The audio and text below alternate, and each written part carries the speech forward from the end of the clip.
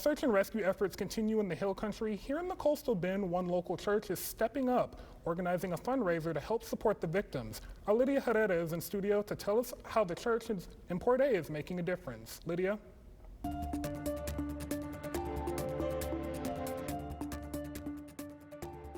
Trinity by the Sea Church in Port Aransas has never hesitated to lend a hand when it's needed most.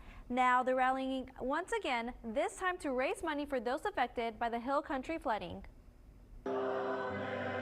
Every Sunday morning, Trinity by the Sea Church comes together for worship. But this weekend, their hearts and minds were heavy with the news of the fatal flooding in Texas Hill Country. It didn't make sense. For Pastor James Durkitz, this hits close to home. He grew up going to camp campers along the Guadalupe River, so he knows how quickly that water can rise. He told us he felt called to step in and help. I think part of our calling as a church is just to pay attention to where there are needs and to strengthen that community. We live in very divided times, and so anytime we can bridge gaps and connect with people, that's our calling. That's what we're called to do. Durkitz says the church is hosting a barbecue fundraiser this Wednesday to raise money for families impacted by the flooding. One of my good friends is the rector of St. Peter's in Kerrville, and he was telling me about the parishioners that they have lost. And so we're definitely going to be working with St. Peter's to distribute the funds directly to families, not just those families in their church, but families in the community who have lost so much.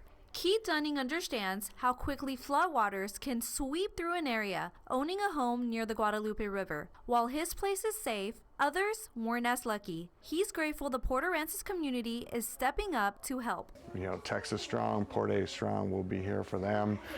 You know, when we have our hurricanes, they're the first ones down here, and we'll do the same.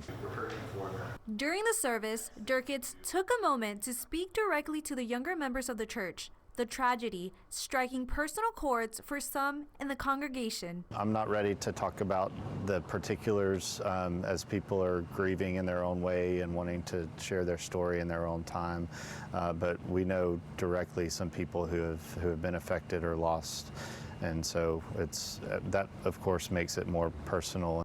Durkitz says this fundraiser isn't just about money. This money will also be a symbol of the love because they need a lot of love and support through this. I don't want them to feel like they're alone or they're forgotten. We're here with them, suffering with them, lamenting with them, and we want to help them through it. The fundraiser is happening this Wednesday from 6 to 8 p.m. at the GAF. If you can't make it in person, you can still donate online. Just head to our website at KIIITV.com.